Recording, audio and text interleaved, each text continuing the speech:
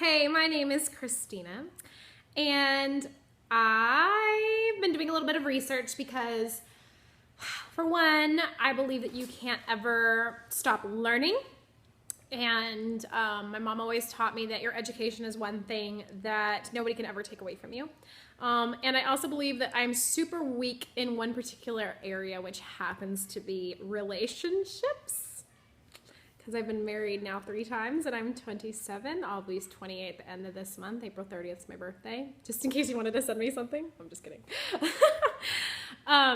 Which, mind you, I was 17 years old when I had the brilliant idea to get married the first time.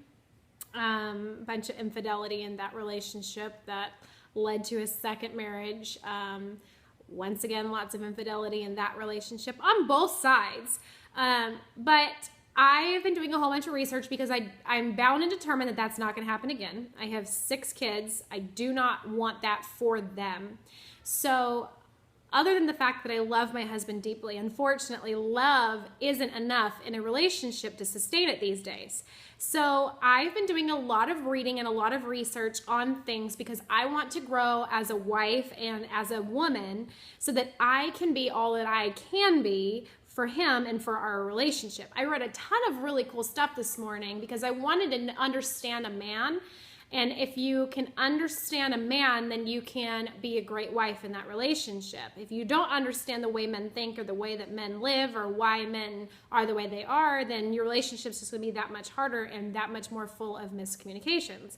So when I was Googling what emasculates a man and what builds a man up, I came to a bunch of lists, and they were all very different. It depended on like what website that I landed on. Some of them all had to do with sex, which I understand that that's what men think about all the time, and they're very visual creatures, which is a whole nother reason why you should definitely consider weight loss if you're watching this video for that reason. But on top of that, there was a lot of different things. Some were spiritual, which I really liked reading about. Some were sexual, like I said. There were a bunch of different topics. So what I did was I combined the ones that I felt were the most important and things that I think that I either do already or need to do or can work on so that I can be the best wife that I can be to my husband. So here's my list, and I'd love comments on it. If you have anything that I'm forgetting, please add it. Put it in a comment below this video because I think that we can all help each other as women. I have a girlfriend who has been married for a long time, and she has 15 children, just gave birth to her 15th child. And I am so inspired by her. Like, that just absolutely blows my mind and amazes me. And I think that we can all learn from each other. And as a mom, I want to learn from a mom like her. People that have successful marriages 50 years from now. I want to sit down with somebody like that and be like, what was it that kept you going? But here's my list. Let me know what you think. Number 1 is to trust him. Now, that's the catch-22 for me because I think you need to trust your husband and he needs to know that you trust him. But at the same time, you need to trust him, big man upstairs, that everything's going to work out and be okay. And if he's the center of your relationship, I believe that it's going to make things a heck of a lot better. And I think that's kind of where I went wrong the last 2 times. Yeah. So trusting your husband is a big deal because if a man feels trusted, then they feel like empowered and like they can do anything. And I want my husband to feel empowered and like he can do anything. Number 2 is respect him, especially in public. Don't ever make fun of your husband in public, not to his friends, not to your friends. Don't belittle him. Don't call him a name. Don't joke with him. They take it so much harder. I remember growing up, my mom always used to tell me, like my dad went bald at a young age, whatever. My mom used to tell me that she made one comment in the very beginning of their marriage about him going bald after he had made one in a public setting during a business dinner.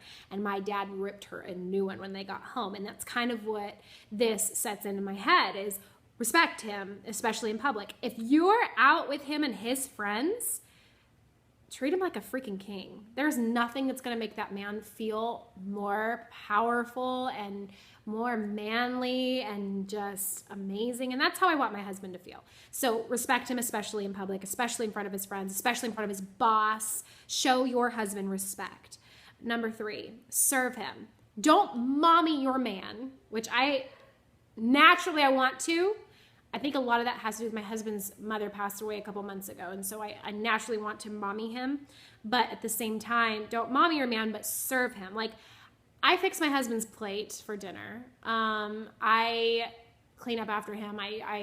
If he's had a long day, I'll rub his feet. I mean, I will run his shower for him, fix his toothbrush if he needs it. I always make sure that he's got something that he will eat. If I'm making something that the kids like that I know he doesn't like, I'll make him a separate dinner like I did last night. I made him one of his favorite things.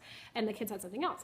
But I like to serve my husband. And I think that a lot of that, if you've never read the book, The 5 Love Languages, go get it like right now.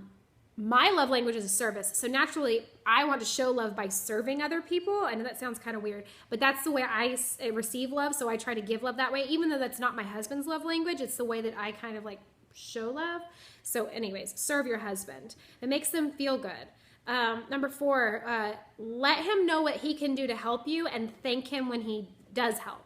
So I'm one of these people where I'm like shoveling 4,000 plates, right? And I'm like, is there anything else I can do for you? And he'll like toss another one up and I'm like, okay, anything else? And he'll like, yeah, sure, toss. And I'm like, oh my God, I'm about to drop them all. But I refuse to tell him. And that's my bad. I should be like, I can't handle that right now. I would love to help you more than anything in the world, but I have a lot going on and I'm super stressed out. Is there any way that you could help me by doing X, Y, Z? Lots of times men are so freaking clueless that they don't even know what you need help with.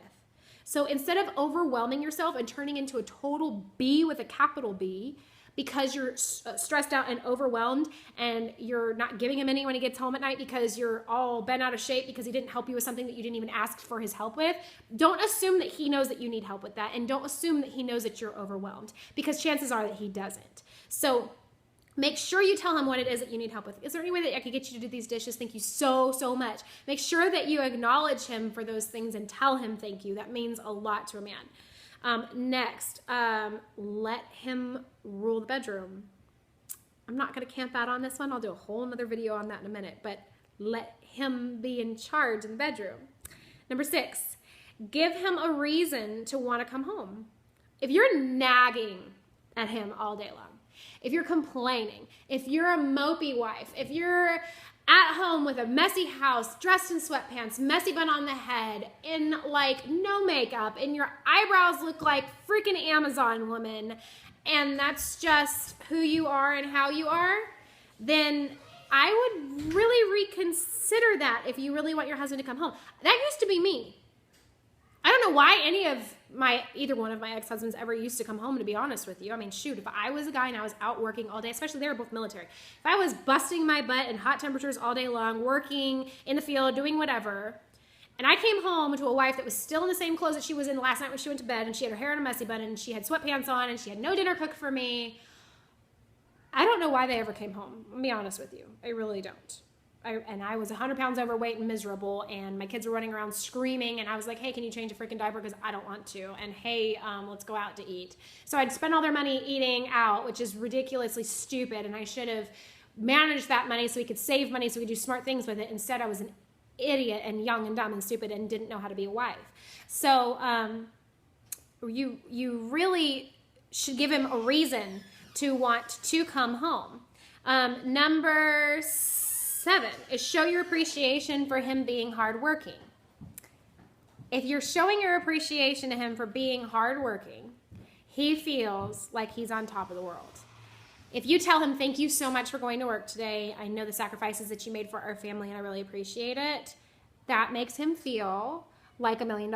Now, a lot of you are sitting here saying, well, my husband doesn't work. Well, maybe you haven't given him a reason to want to work. Or maybe your husband's disabled. That doesn't make him less of a man. Can you imagine how that makes him feel? Don't make that worse. He still needs to feel like a man. Otherwise, you guys are going to go through crap.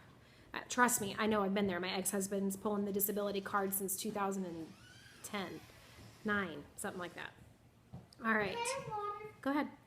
Number 8, make sure that he knows what you expect of him. My mother was here a couple weeks ago, and we had this big, long talk, her, me, and my husband. And she's been married for like 20-something years, and so it was a great person to sit here and ask, you know, what are we doing wrong? What can we get help with? Whatever. And the biggest thing she said was, you know, we all have like expectations, but they're unspoken. Like unspoken expectations are huge because we don't, I expect you to know this, but you don't really know this. Or I expect you to do this, but you don't know that I expect you to do this, so you're not doing it, so I'm getting mad at you. And that's just a miscommunication thing. Make sure that you guys know exactly what you expect of your husband to do, whether it be dishes, help with the kids, all of these things like that they have to know. And if you don't tell them, how are they supposed to know? They're not mind readers. Number 9, tell him and make him feel like he's attractive.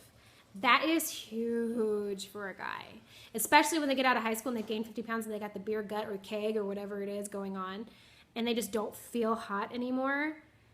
Trust me from personal experience, ladies,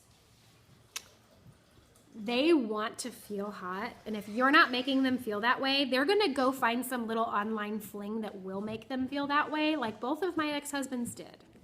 And that's not very fun for you or for them.